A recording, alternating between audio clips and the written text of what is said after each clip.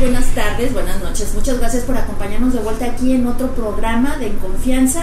Está con nosotros nuestra psicóloga de siempre, como siempre mis compañeras Yumari Rentería, Zulema Robles, su servidora Sandra Velarde. Bueno, hemos estado, qué gusto volver a estar con ustedes, muchachas. Gracias, igualmente. Nos encanta, siempre estamos así y hasta nos han dicho que por qué nos sentamos en el piso. Bueno, es nuestro gusto, somos humanistas que siempre nos hemos sentado en el piso como una forma de sentirnos más relajadas, más tranquilas, pero bueno, vamos a empezar. Tenemos un tema que nos pidió una persona. Lo padre de la internet es que tenemos auditorio en muchas partes, y una persona de Argentina nos pide un tema muy interesante que me llamó la atención y me lo comenta, que es el de fobia social. Y bueno, me gustaría empezar como a explicar lo que es la fobia social, o en algunas ocasiones también se ha llamado agorafobia, o ansiedad social, o antisocial, el trastorno antisocial, y bueno, obviamente estoy diciendo algunas que son algunas entidades que son como parecidas o que podrían confundirse. Dado lo que ella me explica, yo voy a intentar dar la mayor información y que pueda ser de utilidad para mucha gente. Para empezar, me gustaría decir que muchos de estos trastornos inician en una edad muy temprana. Cuando los niños, ¿se acuerdan? Ustedes que han trabajado con niños en grupos, sobre todo un grupo de terapia, con niños que se les dificulta la socialización con otros niños, que tienen, vamos a decir, dificultad de sociabilizar, pero no nada más eso, sino que también tienen torpeza al hacerlo, ¿no? O sea, es cuando lo logran o cuando se pueden acercar, hay mucha torpeza, hay agresión, hay como esta dificultad para acercarse a los otros niños de forma más armónica, más fluida, donde haya una relación armónica, ¿no?, con otros niños. Y se inicia generalmente en niños que han tenido padres que son básicamente muy ocupados, ¿no es cierto? Que tienen esta tendencia a colocarlos o a ponerlos ante la nana electrónica, que es muy socorrida en estos tiempos. Por ejemplo, nosotros en nuestra generación todavía alcanzamos a rasguñar los tiempos donde salíamos a jugar a la calle, ¿no? Sí. Y había mucho más contacto, de donde si no conocías a alguien no importaba, te parabas y el juego mismo invitaba como a la relación y a conectar. No importaba si el niño o los niños con los que jugabas eran un poco más grandes o un poco más chicos. Lo que importaba y el objetivo era el juego, ¿no? El punto de unión social en un niño era el juego. De ahí este tipo de padres de familia que están como muy ocupados y que no descuidan otras áreas, quiero decir, o sea, son padres, no voy a decir que son padres que son descuidados con sus hijos o que abandonan a sus hijos, no, los abandonan en ciertas áreas, pero los atienden en otras. Por ejemplo, a veces estimulan mucho a sus hijos en áreas intelectuales, no sé si les ha tocado ver, ¿no? Sí. O los estimulan mucho en áreas a lo mejor hasta deportivas. ¿O se cree que es normal, Sandra, que ser porque lo pueden confundir con que es serio el niño, es muy tranquilo, tímido, cuando muchas veces es el miedo excesivo hacia enfrentar cosas nuevas o hacia las personas, ¿no? Que es una de las características, es lo que va a suceder cuando yo experimento esa sensación o esa vivencia. Y los papás dicen, no, pues no pasa nada, que se quede ahí quietecito, ¿no? Si no quiere jugar, que no juegue, pero hay que ver si realmente qué está interpretando el niño al no jugar, acercarse, que decías tú, pues es que no están los papás, ¿cómo va a suceder esa interacción? Claro, lo que pasa es que aparte un niño cuando tiene, en esto que estás diciendo es bien interesante porque no nada más tiene que sociabilizar con adultos, o sea, no es solamente, sí sirve el vínculo y el contacto con los padres, pero no es suficiente. Por ejemplo, en estos casos sí son de gran utilidad las familias donde hay varios hermanos, ¿no? Y donde primitos, los primos, o donde hay un grupo mayor. Lo que sucede es que los niños a veces cuando crecen mucho como en lugares más aislados, más protegidos, porque se supone que estos son tiempos de mayor riesgo o de mayor inseguridad, o sea, difícilmente en estos tiempos, no sé si les ha tocado a ustedes, pero difícilmente se encuentra a un grupo de niños jugando en la calle actualmente. Sí, exacto. O sea, a la palomilla, la clásica palomilla que nosotros veíamos así jugando y que a actividades más físicas o más corporales es bien difícil, ¿no? Los niños cuando mucho ahorita están inscritos en alguna cuestión deportiva donde los compañeros que llegan a tener son casuales y son muy eventuales por 1 o 2 tardes a la semana, ¿no? No es ese grupo de vecinos que se acompañaban, que iban y venían, y donde los padres no puedo tener totalmente claro esto, pero podríamos pensar que como estaban como muy ocupados en la crianza de una familia mayor, era así como pues ahí se andaban, ¿no?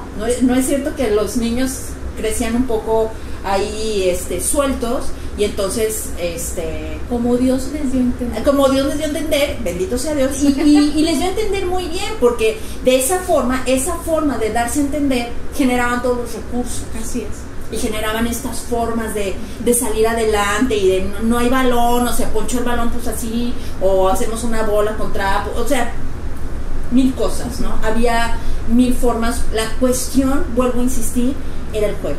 Y el juego hacía la socialización. Más adelante puede suceder y se vuelve mucho más profundo en jóvenes y en adolescentes este asunto. Los adolescentes, y a veces en niños que fueron más sociables en su primera infancia, en la adolescencia puede acentuarse un problema o darse o iniciarse un problema de aislamiento. Esto se puede deber a cuestiones de inadecuación de su concepto corporal. Ya saben, ¿no? Que no se sienten completamente aceptados, no se sienten integrados, no se sienten guapos, empiezan a tener cambios fisiológicos extraños, y se empiezan sobre todo a tener la sensación de ser ridículos, que es lo que empiezan a evitar todo el tiempo. Si te fijas, la timidez o la inseguridad, más que nada la inseguridad, que es malinterpretada como timidez, pero no es timidez, sino es inseguridad de parte de los adolescentes o de parte de los niños, se vive como un aislamiento, y de ahí se como puede... el miedo también al rechazo, ¿no? A la etiqueta, a la crítica, todo. Así es. Y no se diga si estos niños o estos adolescentes también empiezan a sufrir algún tipo de burla, ¿no? O de rechazo. Que muchas veces cuando me ha tocado que son fobias sociales en adolescentes, se retiran porque ellos creen que son anormales.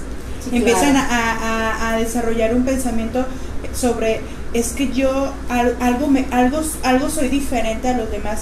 Y probablemente empezarles a explicar esa parte, porque no la hablan, como ellos, los adolescentes, no quieren hablar de sus emociones porque pueden ser sentirse que van a ser ridículos, o que no se van a entender, o realmente que no es válido lo que están pensando. Claro. Por la exposición social que empieza, se lo guardan y empiezan a desarrollar ese miedo excesivo, ¿no? Entonces, que es justamente la fobia, que es justamente la fobia. para poderlo empezar a delimitar o clarificar de las primeras entidades diagnósticas que mencioné al principio, es una fobia, es un miedo excesivo, miedo irracional que es como inexplicable y extralimitado, ¿no? Así es como... A mí lo que me llama la atención, Sandra, es cuando los adultos, como están muy metidos en su trabajo, en todas esas ocupaciones que tú mencionabas, lo que me llama la atención es cuando ya ellos empiezan también a entrar en una fobia porque su hijo ya no quiere ir a la escuela y empieza a evitar ir al colegio, empieza a evitar, no quiere, o sea, los papás llegan aquí preguntando, ¿lo cambio? ¿Qué hago? Pero yo ya veo como la parte más grave, cuando los adultos, ahí es donde se empiezan a dar cuenta que el hijo empieza a tener un problema de un miedo intenso. Se vuelve disfuncional. O sea, ya no puede funcionar como una persona normal, ¿no? Solamente cuando empezamos a ver los síntomas, es cierto, cuando no duermen o cuando se hacen pipí. Pero ¿sabes qué? Aún así ignoran esa parte porque, ok, se hace pipí, okay, pues hace pipí, o sea, es como que todavía no tienen como muy definido lo que está sucediendo. Cuando se alteran o se preocupan, se asustan y vienen en la desesperación, es cuando ya no quieren ir al colegio. O llegan a la puerta de la escuela y ya se emberrinchan y de ahí ya no los pueden hacer levantarse para que entren. O peor, cuando son jóvenes y que de la puerta hacen como que entran. O la otra también, Sandra, que me gustaría ahorita comentarlo, a ver qué nos puedes decir tú. Esos niños dentro de la escuela, cuando papá o mamá ya los dejaron, empiezan a desarrollar sintomatología, vómito, dolor de empiezan a somatizar, dolor de estómago, dolor de náuseas, empieza a desarrollar todo eso, y la misma escuela mete los reportes a los padres. O sea, al grado de que le habla a la escuela, el maestro, no sé, le hablan al papá, y papá o mamá vienen a recoger al niño. Ahí es donde los adultos empiezan a darse cuenta que hay una y que nada más hay veces nos damos cuenta de que les dicen los papás, está enfermo, y lo llevamos al médico. Que tan importante es no nada más revisar la parte médica, sino la parte psicológica. Totalmente. Sí. Luego aquí, Sandra, es una combinación de lo que es el psicólogo, el neurólogo, porque hay personas que van y los medican. El neurólogo empieza a dar medicación junto con el médico, no sé, general o familiar, no sé, el familiar, médico familiar. Y de ahí ya se desarrolla todo este problema. ¿Por qué? Porque los niños también se acostumbran a la pastillita. Claro, desgraciadamente. Y es momentáneo, ¿no? La recuperación. Y no hay una recuperación donde puedan ellos sentirse que pueden lograr las cosas, porque para lograr romper una fobia tienen que lograr enfrentar la situación por la cual se sienten aterrados. Así es. Y me parece súper interesante eso. Para cuando un niño, qué padre que mencionas lo de la somatización, y ni me había acordado de esa parte. Una de las partes más severas del problema de una fobia social infantil son las somatizaciones. Para cuando un niño, fíjense bien, ya presenta una somatización del tipo de que de la escuela se tiene que retirar o de la entrada se tiene que ir, porque hay veces que si llegan, el niño hace todo el esfuerzo, porque tú puedes ver que el niño lo intenta, o sea que hay un verdadero esfuerzo, y que estando ahí es muchísimo. Y tú puedes, el maestro más sensible y más experto que pueda detectar y que tenga esta sensibilidad psicológica, puede detectar estos niños y puede saber que este niño está haciendo un esfuerzo por estar ahí, pero que el lugar y el entorno lo amenaza tremendamente. Entonces, ya estando ahí, empieza con toda la sintomatología y hay que mover. Para cuando eso ha pasado, quiere decir que los padres han ignorado el primer síntoma, el segundo síntoma, el tercer. O sea, un niño no empieza con eso. Quiere decir que los padres han pasado por alto muchísimas señales que el niño envió de no estoy bien, y que es que él es así. de repente creo que algunos padres minimizan gran parte de cuestiones de los hijos en términos sociales y como creer que las nanas electrónicas, ya sea la televisión, ya sea los videojuegos, ya sea las maquinitas estas en los que los niños hoy en día están secuestrados, está bien porque es un niño moderno, ¿no? Pero que a la hora de sociabilizar le empieza a costar trabajo. Ahora, no, obviamente no quiero decir que todos los niños que tengan este problema, porque hay niños adictos a los videojuegos y pueden sociabilizar, esa es otra cosa. Lo que estamos intentando aquí es, para toda la gente que nos está viendo, es dar información, ¿no? No estamos queriendo dar ni terapia ni solucionar nada. Queremos dar información que la gente pueda tener un panorama más claro y que pueda eventualmente buscar ayuda en caso de que se identifique con las cuestiones que estamos hablando, ¿no? Entonces, a mí sí se me hace bien importante eso. Y la persona que me contacta es un adulto. Ahora, estamos hablando de niños, estamos hablando de adolescentes, pero por lo general se gesta en estas etapas y puede gestarse más inconscientemente en estas etapas y destaparse en la edad adulta. Pero hay veces que empieza aquí, continúa en la adolescencia y sigue hasta la edad adulta.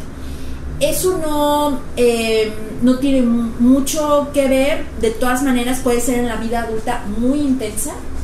Las personas cuando no pueden estar cerca de otras personas y es a nivel fóbico, es decir, hay ansiedad, es más cuando es en grupos pequeños. La fobia social, a diferencia de la agorafobia, por ejemplo, es la fobia a los espacios abiertos. La agorafobia es a los espacios tumultuosos y abiertos donde puede o no haber mucha gente. Entonces, las sensaciones como de desprotección las sufren muchísimo políticos, narcotraficantes, si es que los podemos distinguir los unos de los otros. Y entonces son personas que tienen como ciertos estados paranoides, ¿no? O sea, que sienten como perseguidos y se sienten amenazados en espacios muy amplios. Eso no es. Entonces, la fobia social es más con espacios más pequeños, en gente donde tienes que mostrarte, donde el joven. Entonces, ¿qué es una fobia social? Donde el niño, el joven o el adulto tiene que mostrarse como él es. Incluso, Sandra, hasta el mostrarse con papá o con mamá tal cual es, ¿no? Sí, claro. No, hay una abstraerse del mundo y no discrimina. La cuestión aquí no estaría tan grave como lo que va viviendo un ser humano así es la soledad. Es una soledad.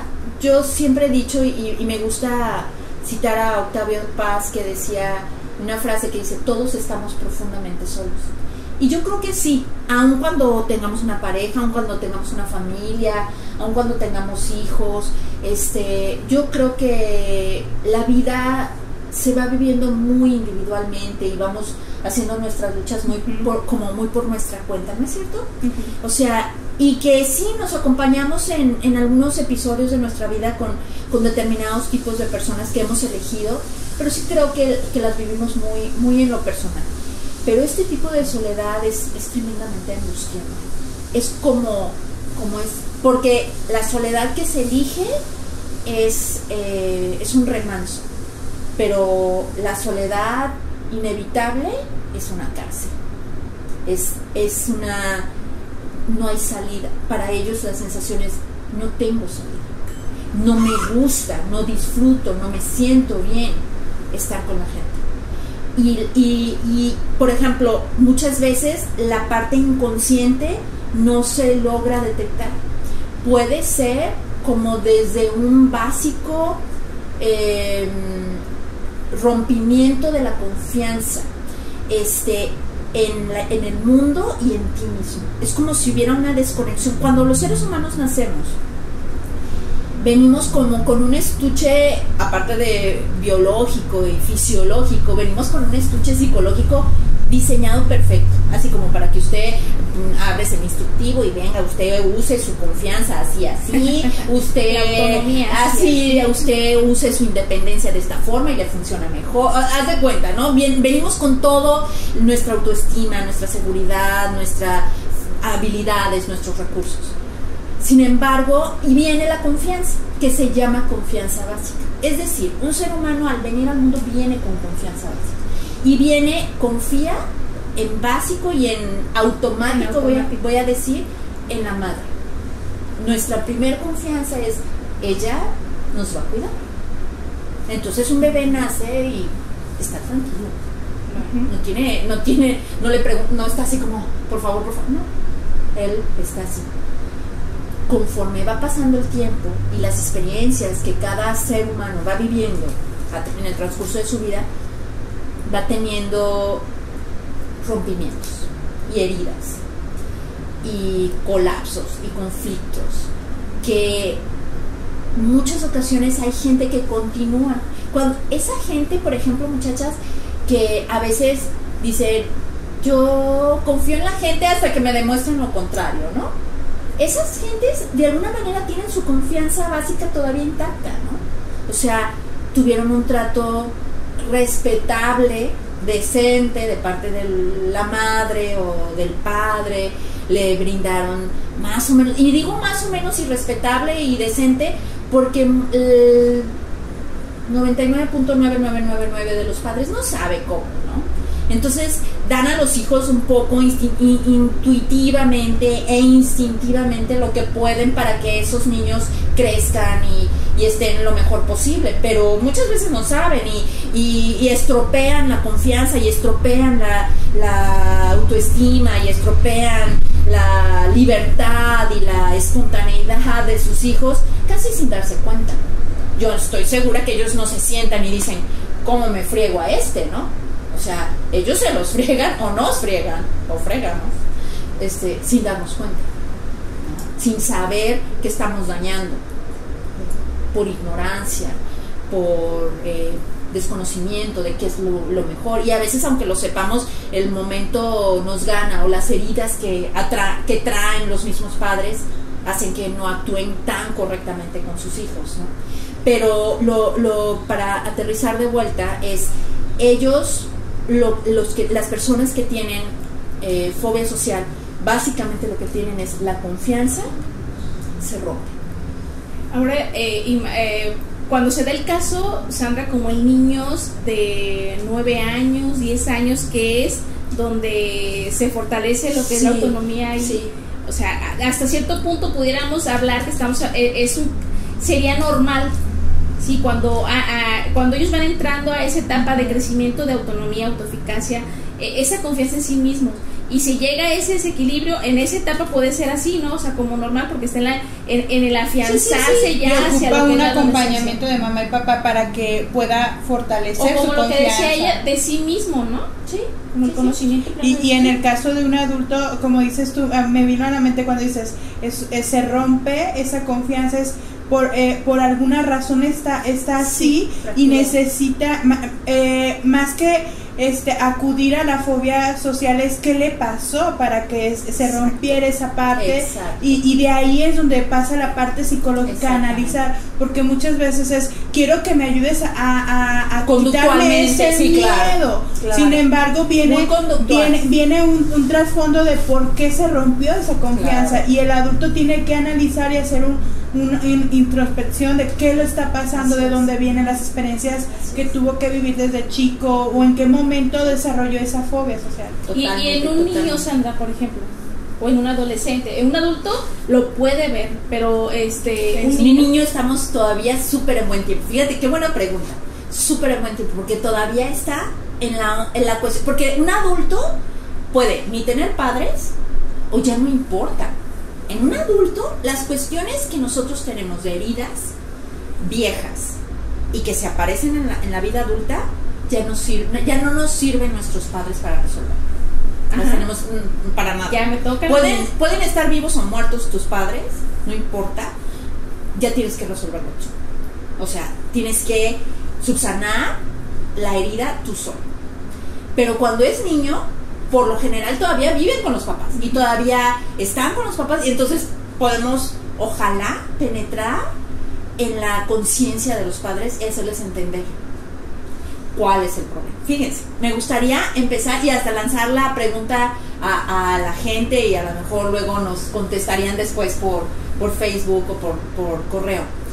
¿Qué pasa cuando, voy a ponerlo así bien fácil, tú tienes una relación con una amiga, con un novio, con un esposo, con tu pariente, con quien quieras? Tú tienes, la relación siempre son muy basadas en la confianza. ¿Qué es la confianza? La confianza es la sensación de ser tú con la otra persona y que vas a ser recibido. O sea, tú puedes decir algo y si es inadecuado, a lo más que puede llegar es que yo me ría y compartamos ese momento. Es la sensación de ser tú. Cuando uno es uno y es aceptado por el otro, la sensación es de ser recibido en el mundo. El mundo es un mejor lugar cuando hay confianza, ¿ok? Entonces, la confianza, cuando se rompe con la madre, se rompe con la vida, ¿ok? Eso es algo bien básico. Cuando un niño rompe la confianza básica con la madre, por alguna razón, él desconfía de la vida.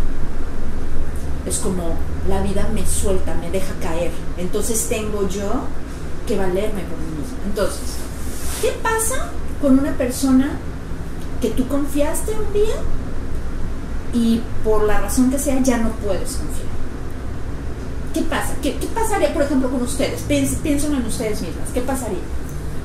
Pues de entrada me sentiría insegura. Claro. Primeramente, obviamente, empiezas a tocar inseguridad. Claro. Enojo, impotencia. Claro. Imagínate que tú sales, en la parte más sana, tú expones eso. Me siento insegura contigo, me siento enojada contigo, me siento incómoda, ¿no? La persona continúa. ¿Cuál sería el siguiente paso? ¿Qué seguirían haciendo ustedes? Preguntarme por qué se retira, es como por qué hace ese tipo de cosas. Ella no se retira, vamos a pensar que esa otra persona sigue presente, pero sigue rompiendo nuestra confianza, okay. Sigue traicionándonos, vamos a decir. Cierras, exactamente. Entonces esta es la base de la fobia social, o la base de, vamos a ponerlo en términos más populares, la base de la desconfianza o de la preferencia a la soledad. Uh-huh. Así, al aislamiento, para que las personas pudieran estar más familiarizadas, no, porque alguien puede decir, pues yo no tengo fobia social, le voy a pagar a esta fregadera, no me interesa. No, o sea, es como, a ver, ¿qué pasa, no? O sea, en el momento en que a una persona se le rompe la confianza, la parte más sana es lo muestras, si la otra persona vuelve a hacerlo, lo que haces es cierras y te retraes. Como tantos hombres o tantas mujeres que se quedan solos. Exactamente. Sí. Sandra, ¿y cómo saber? Porque muchas veces pueden decir, es que a mí me gusta estar solo, a mí me gusta no convivir, no me gusta ¿En qué momento puedes tú identificar qué es una elección como de gusto o es una fobia social? Mira, en el momento en que a la hora que estás con gente no lo disfrutas. Okay. Una persona sana debería de poder disfrutar sus momentos de soledad y también tener esa entonces parte. ¿Tú consideras que esas personas que dicen no pueden que les gusta estar solos deberían de animarse a estar más en la parte social? Si no lo están haciendo, no es cierto que lo hacen por elección, sino lo hacen porque no tienen otra opción. Porque obviamente, ahora sí se me hace bien importante decirles que esta gente sí se siente más cómoda aislada. Claro.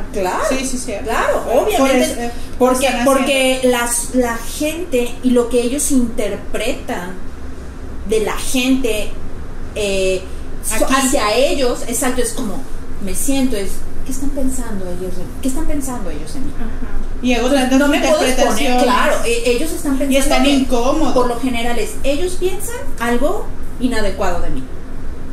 Esa inadecuación va muy directo a una parte rígida mía que me gusta gustar, agradar. Y como no puedo, como sé que no voy a agradar porque yo creo que soy detestable, rechazable,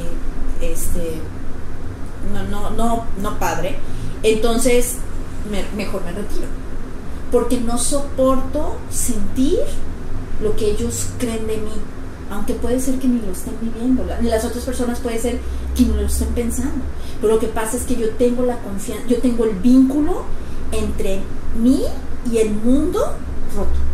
Oye, Sandra, que es la confianza. ¿Tendrá alguna relación, por ejemplo, ahorita hablando de personas muy jóvenes, solas, que se infartan?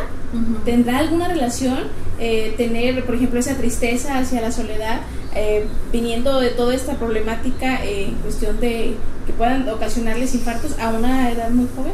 Bueno, lo que pasa es que una persona que está desconectada con la vida en general, ¿se acuerdan, muchachas?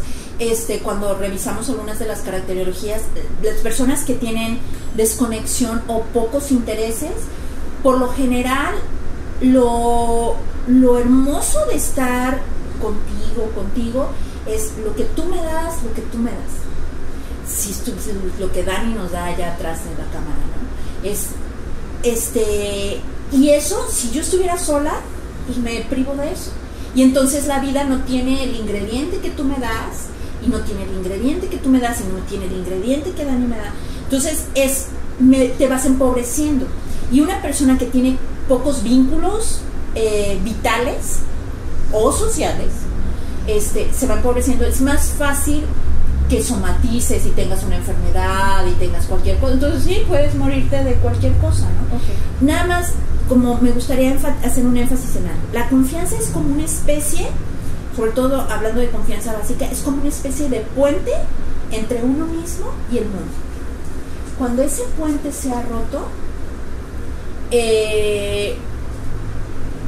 no hay chances.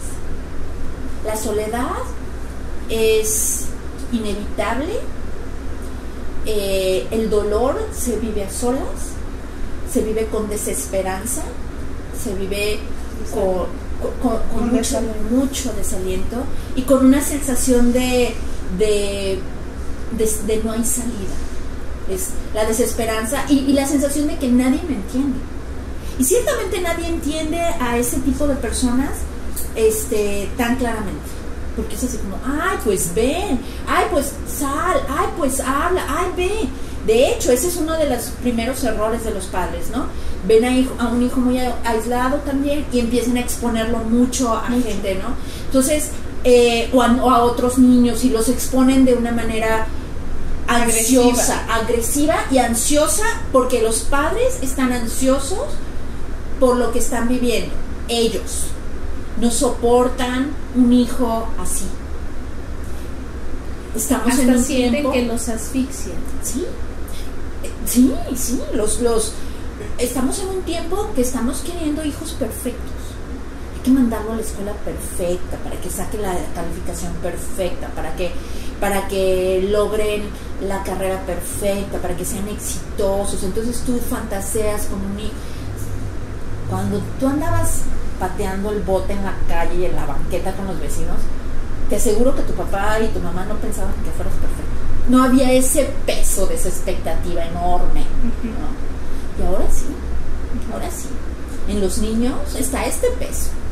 Y entonces es como mi hijo puede ser, o mi hija de adolescente que nunca ha tenido novio, que no tiene amigos, que no tiene vínculos con casi nadie, y luego se viene a nivel más adulto, y entonces el adulto no sabe cómo relacionarse y está como, y lo más fuerte, rota. Sandra, en el adulto es que, por ejemplo, un niño se le da permiso y sobre todo de poder compartir ese miedo. Sí. Y el adulto, entre menos lo trabaje, más va a venir a guardarse ese miedo y a creer que es como es parte de su vida, porque no nos enseñan que entre más adultos, que no debería de ser, hay veces más tenemos se supone, ¿no? y deberíamos de poder más cosas, es como tú puedes más cosas, entonces tú lo puedes disfrazar diciendo es que a mí no me gusta hacer esto, cuando realmente es más miedo lo que puedes tener, o excesivamente miedo a enfrentar cosas que hasta se pueden estar burlando, y por eso no lo hablo como adulto. Es como tú que a esta edad no puedas superar esta parte. Claro. Y bueno, sí, la adultez debe ser un tiempo de muchos recursos. Y sí creo, como bien lo menciona Yumari, creo que los adultos tendemos a ser mucho más sofisticados a la hora de esconder nuestras retorcidas formas de no estar bien, ¿no?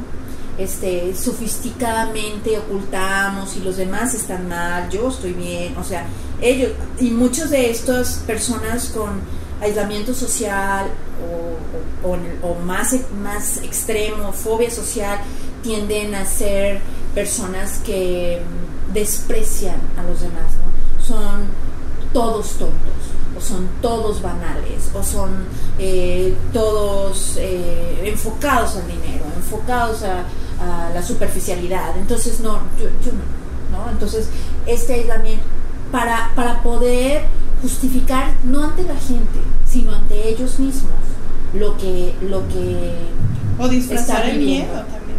Así es. O para poderlo disfrazar. Así es. Entonces, ahorita, fíjense, hace ratito empezaste a mencionar algo que se me hace bien padre, que es trabajar el no quedarnos, porque en los niños les hemos faltado al respeto crónicamente. Es como, quítele lo que está mal, como si fuera un carro, ¿no? No es cierto, no les llegan a ustedes, sobre todo tú, Yumari, que trabajas tanto con niños. Es como, está descompuesto, se lo dejo, arréglame, lo regreso por él en una hora, ¿no? Usted la experta. ¿Cómo? Usted la experta. Usted la experta, claro, sí. Nosotros somos la que sabemos todo. Entonces se supone. Para aclarar, no vaya a salir lo que luego se edite esa parte, ¿verdad? Entonces, lo que queremos es, quítele eso, ¿no?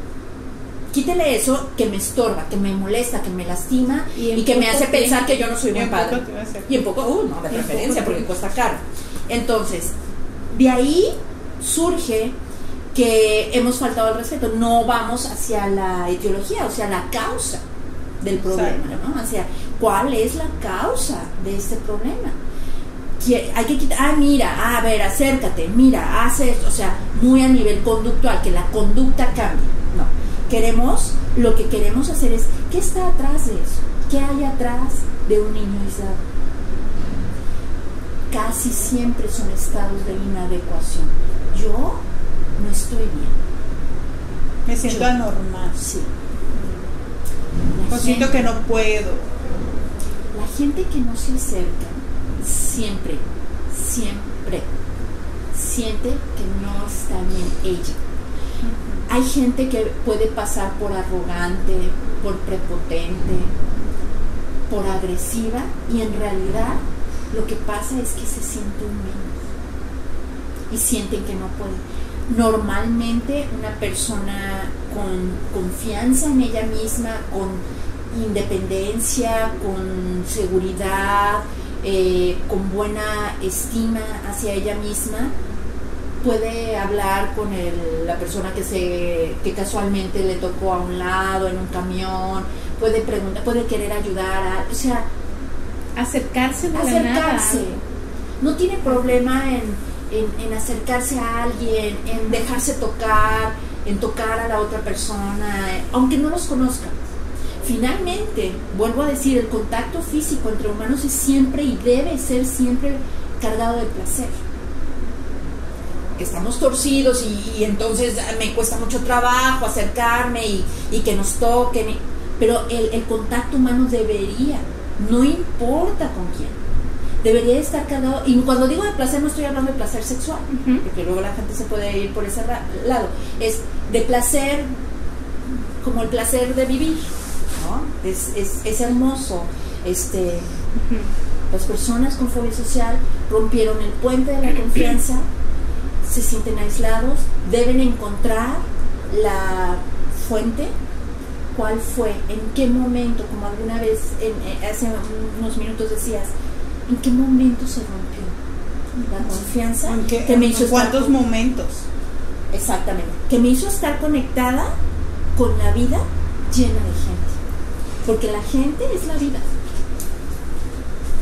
Llena de sus estímulos diferentes. Tú, para mí, eres 500,000 estímulos, tú otros 500,000 estímulos, cada persona, y que confirma mi propio ser, ¿no? Lo que yo decido ser, aunque no se puede confundir como no porque tú no me des esos estímulos, pero siempre es importante la sociabilización para yo confirmar lo que yo creo, y entonces si creo que mi seguridad es buena, entonces tú me la confirmas, pero es parte mía. Inicia en ti. Inicia en ti. Y cuando nosotros convivimos con otras personas, sucede un fenómeno, para ir cerrando este tema y con las conclusiones que ustedes quieran dar de esto, sucede un fenómeno súper interesante, que es la persona con miedo social, antisocial como no quiere estar. A veces hay algunos antisociales que están en contra de, ¿no? Y que son agresivos hacia la sociedad, son vándalos y que esa no me voy a meter en esa parte, simplemente lo dejo como un apartado, pero que puede tener parte de esto y hasta un cauce diferente. Pero bueno, explicar que este tipo de personas tienen un foco de su visión en el mundo demasiado centrado en ellos mismos, demasiado, excesivamente piensan en ellos mismos. ¿Cómo me ve ella? ¿Cómo me ve? ¿Cómo me veo? ¿Cómo estoy? O sea, y entonces tanta atención de ellos mismos hacia ellos mismos es paralizante. Y hay veces es negativo lo que se está hablando de ellos mismos. No, 100%. Difícilmente aquel piensa que yo estoy guapísima. Rarísimo. ¿Quién dice eso? O sea, se hace muy raro pensarlo, ¿no? Como, me ama. Como los cuentitos esos de sus secretos del corazón. Bueno, ustedes están muy chicas. No había unos cuentitos que ella decía, me ama. Así de que se habían topado. Era curioso. ¿Quién dice eso? Bueno, eso es solamente los cuentos. Pero lo que sí es, cuando el foco deja de estar en uno y empieza a salir a los demás, puedes ver el dolor humano. Sí. Y puedes darte cuenta que no eres el único en el mundo. Lo que quiero decir también, que en la fobia social, en el miedo social, hay una veta profundamente narcisista, que es yo. Y deja de verte tanto a ti y empieza a ver a los demás. Y puedes empezar a darte cuenta que no eres el único en el mundo y que no eres el único que importa y que los demás también sufren. Entonces uno se empieza a ablandar, ¿no? O sea, no nada más existe mi herida en el mundo y todos están atentos a ver mis errores, sino que hay otras heridas en el mundo. Eso se me hace muy importante. Sí, ¿alguna conclusión, muchachas, que quisieran ustedes? Pues, bueno, a mí me gustaría nada más como reforzando, como pidiéndole a la gente, a la sociedad, que se permita, primero permitirle a los niños expresar el sentimiento, que es el miedo. O sea, y que aunque tengan miedo, sienta esa sensación de que no quiero estar solo, no quiero ir hacia allá, o sea, como respetar mucho los sentimientos en los niños. Sí. Y que los adultos no se asusten si su pequeño está asustado, o sea, porque entramos en la otra parte que tú comentabas, que es en la agresión ya de violentarlos a que no tengan miedo. Pues. Lo único que yo quisiera decir es eso, tanto en los niños como en los adultos, pues darse la chance de vivir y de sentir lo que está pasando. Sí. Y que quien tenga fobia social, sea niño, sea adulto, sea adolescente, creo que debería de revisar dónde está el problema exactamente. Es como un iceberg, ¿no? Donde ves nada más la punta, pero realmente hay más cosas que analizar, y al analizarlo te des permiso tú de poder creer más en ti. Que no existe una perfección. No, nadie. Y qué a gusto, qué bendición, qué felicidad que no haya perfección, por Dios. Y que realmente se vale también equivocarse, porque muchas veces también ese es el miedo a aventurarse, a disfrutar, hacer el ridículo. Sí, exacto, que son de las cosas que te hacen crecer. Entonces que si son papás que tienen niños así, acudan a revisar qué pasa a profundidad. Totalmente. Y si eres un adulto o adolescente, que te permitas avanzar más allá de lo que te da miedo, ¿no? Sí, claro. Y para cerrar, yo decir que si son niños o jóvenes adolescentes, que los padres revisen las expectativas que hay sobre ellos, que la expectativa de excelencia o perfección creo que lleva mucho a esta sensación de no soy suficiente, es siempre esa sensación de insuficiencia. Y a nivel de los adultos hay muchos más recursos, porque la adultez sí está llena de recursos, y poder darnos cuenta que no hay nadie con estrellas en la frente, que no hay nadie libre de heridas. Todos estamos heridos, todos estamos solos, todos tenemos cosas que resolver, y que somos muchos, no nomás somos uno solo, no somos muchos, y todos nos necesitamos a todos. Muy bien, muchas gracias. Por favor, chavas, que den sus datos para que la gente pueda contactarlas. Okay. Mi teléfono celular es 311-137-3048 y de oficina 212-7271. Oye, Sandra, ¿que los mediquen o no los mediquen? No. Bueno, mi número de teléfono es 311-890-1269 y mi correo electrónico es zu69-8@hotmail.com. Sí. Y conmigo Sandra Velarde 10@hotmail.com en mi correo, y en Facebook Sandra Velarde 10. Muchas gracias por acompañarme, por acompañarnos, los esperamos.